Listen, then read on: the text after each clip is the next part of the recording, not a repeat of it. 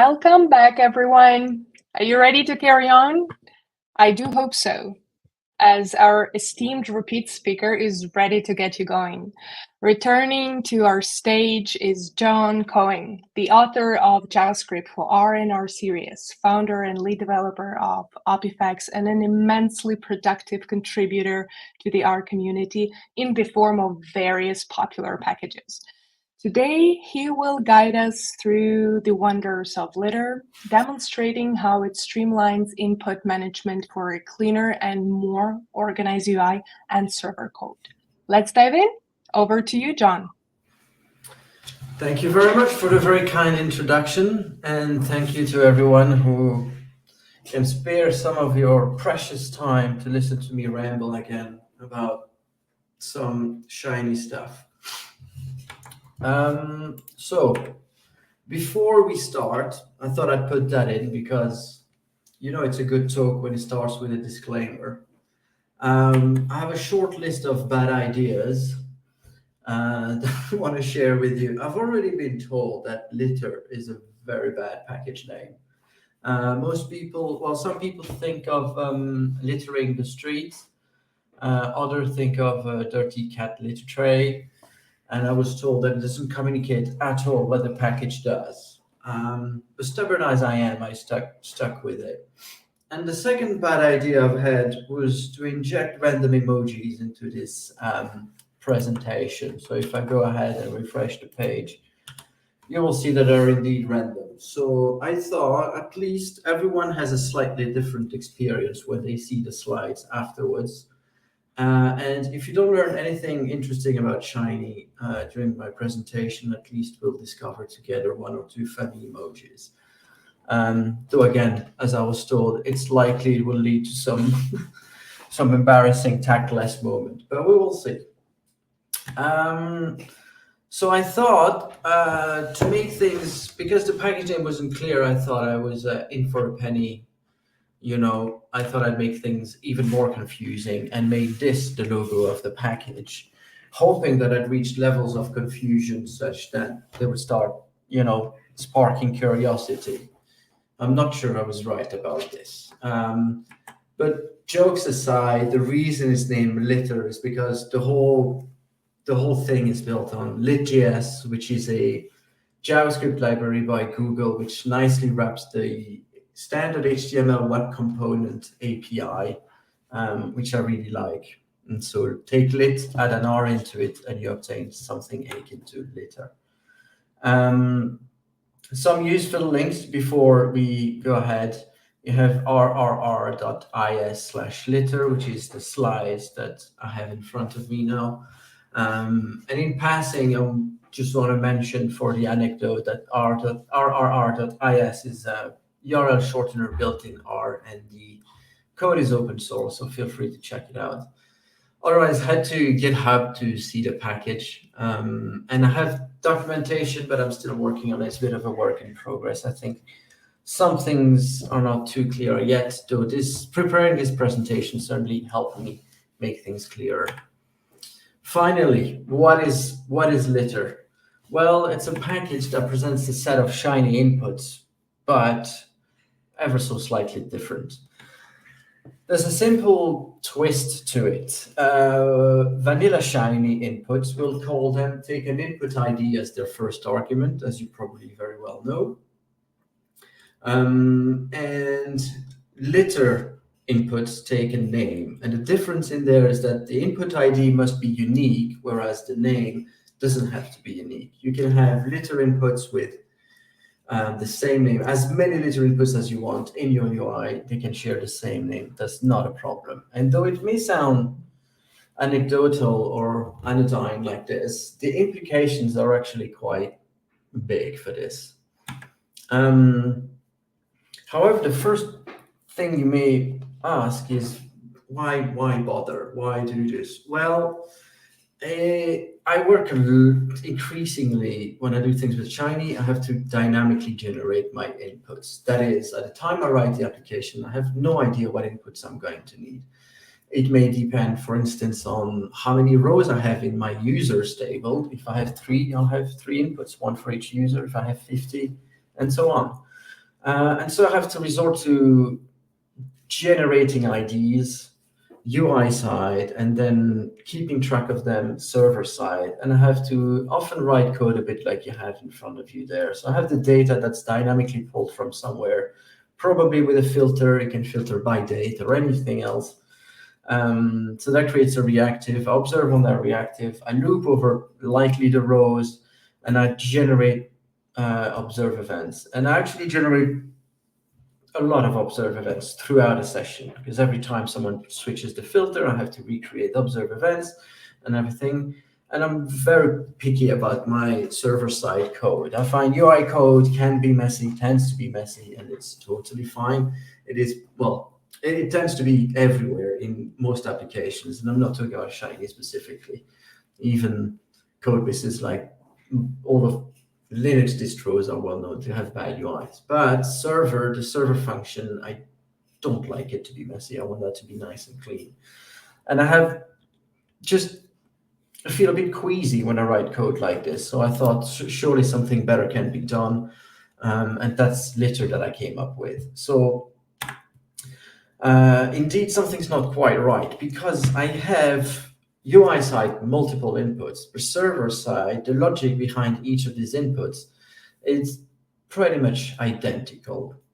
In fact, oftentimes the reason I have to loop over them is very much just because the inputs UI side have different IDs. There's very little reason for me to create 50 observe events for 50 inputs. So here's what I want. I want multiple inputs UI side, but server side, I really just want one code block in one place, that I don't need to regenerate things every single time something changes. And I think for some of you who may know JavaScript, what I'm kind of hinting at is the single line that you have there. Though in practice, it does something similar, I guess, and it works very differently. But it's the idea that I can observe on a class in the manner that jQuery does it there, such that I can write one observer one time, once, and it will work on all these elements I observe on. But the best way probably to explain this is for me to show you a very brief example. So imagine this, which is something I would do rather frequently. That's akin to what you do on a database: create, replace, update, and delete, the major operations you will do. And generally here, it is implied that it's based on a database. When I write the code for the Shiny app, I have no idea what the inputs will be. And so I need to dynamically generate everything. I've stricken through create here because likely it could be that you want something dynamically generated there, but generally create is just a single button and you don't create 50 of them, right? So UI side, using litter, this is what you would create. There's no, as far as I can tell, getting around looping over whatever it is that you need to loop over. If you need 50 inputs present in your HTML, you're going to have to create them. But you'll notice that I give them all the same name. I have two inputs for each record, one that just displays the value of that record, and the next that is just a button to delete it. Notice that I pass an index to this. Could be an ID, could be something else, but that's quite key to litter, and I will explain that a bit later in further slides. And then if you do something like this, you'll obtain what you have on the right, or something like that, right? And so that's for the UI, but there's not much differs from what you would do with Shiny, at the exception of not generating IDs. And then server side, though, there's quite some difference. So now I can just deal with these two observe events on these two inputs that I have created, input val and input del for delete. And I have no for loop. There's no, I can now, when this is created, I can now add inputs to the UI, remove inputs to the UI, regenerate everything. This piece of code does not need to be rerun, rebuilt, nothing of that sort. I know I paste together strings for a query there, and it's a bad idea. That's just for brevity here. But I want to get back to this index thing that you can see I'm using here in the inputs. I have $props is technically a list, because if you can have X inputs in your UI that all have the same name or the same ID, if you like, to translate that in Shiny terms in a sense, then you still need something server-side to distinguish between them. And that's where props, short for properties, come in. They essentially, you would see it as input metadata. And this is how it was used on the previous slide. So this metadata, I passed an index on the previous slide. Here is just showing you an example with my value. You can pass any number of them as you want, as many as you want. It can be whatever you want. And these will be sent server side so that you can distinguish between your inputs still. So just a quick closing remarks. Some conventions that I have in the package, all the input functions, I think there are about 16 different inputs. So you're pretty much covered. You have the select, the checkbox, the radio buttons, the text, everything is there. They all start in lit. Then what you have is all inputs have a value. So I know it's a bit picky of me to say so, but in vanilla Shiny inputs, if you have a checkbox input, I think the name of the argument is checked. If you have a select input, it's going to be selected. In lit, we don't make a distinction. It's all value. Inputs have a value, and that's what we set it to.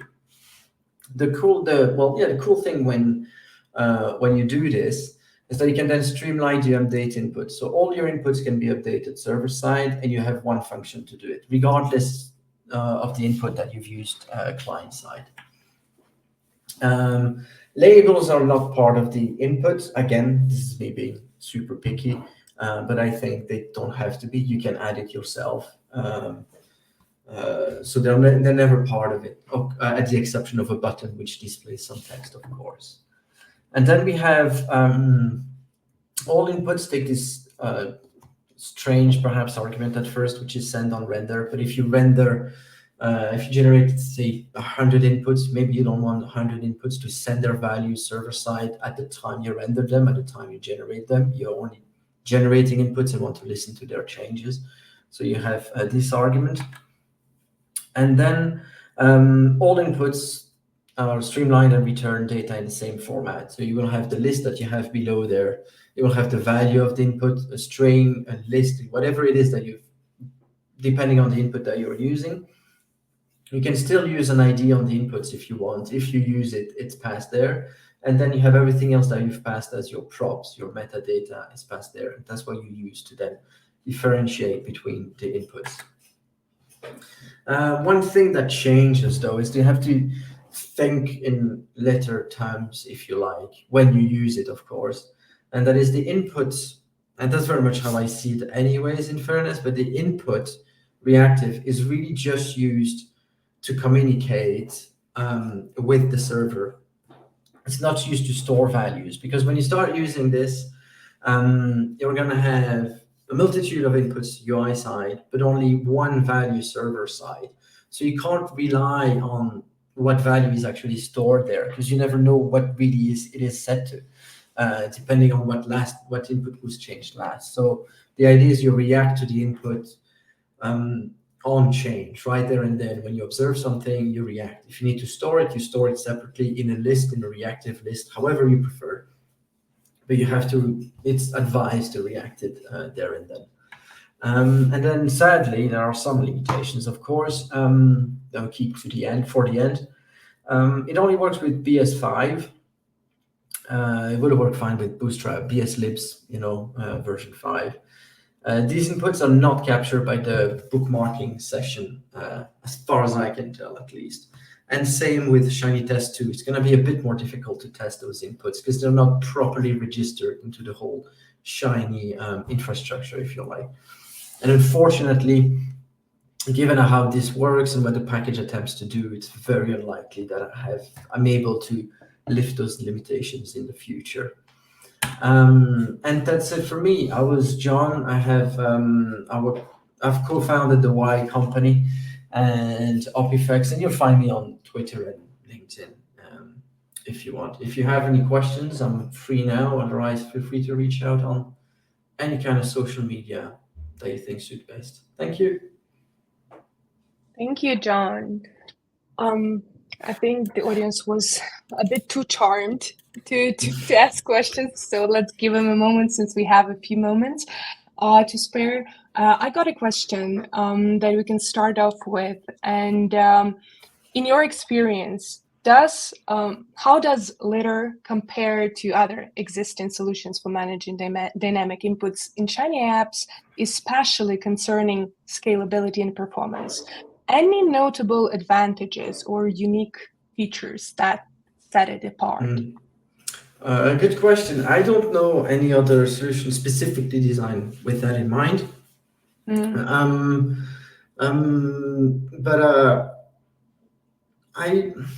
it's a good question. I think it's not so much it's not so much scalability in terms of the users and the traffic your application is going to use.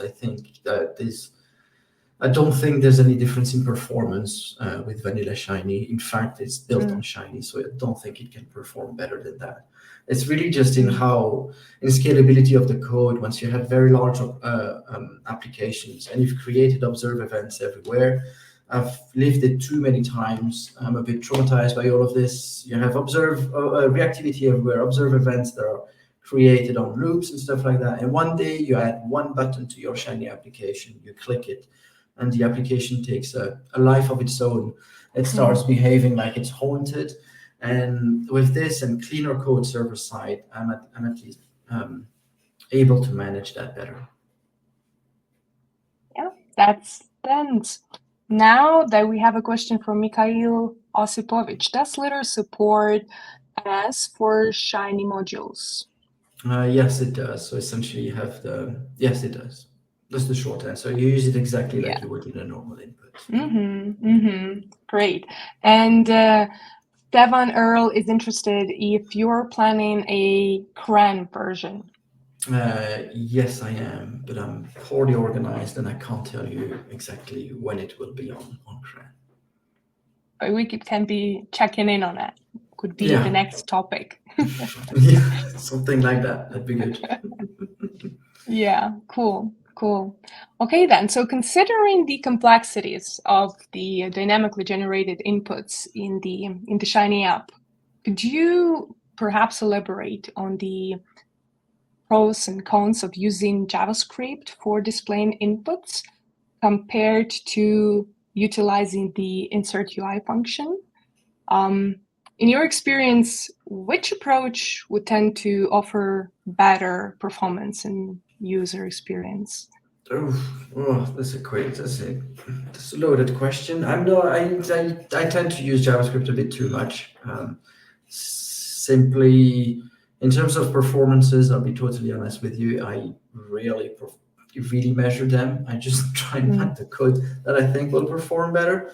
And one very easy cheat to this is to do it in JavaScript, so it runs on your user's machine in their browser and not on your server. It's cheap. It's not a nice answer, but I want to say the truth. Yes, that's kind of what it is. Okay, then. Cool. We have a new one from Adam Sadowski. What use cases do you find for Go in our projects? Oh, that's a good question. I have Go somewhere. Pretty much all my descriptions because I'm in love with the language. Use cases themselves, I'm still looking for them. I've built other apps entirely with Go quite a bit actually, but I haven't really worked too much on the integration of the two. Sadly, again, another idea. Yeah, you can add it to the idea. Exactly. Checklist for the other conferences.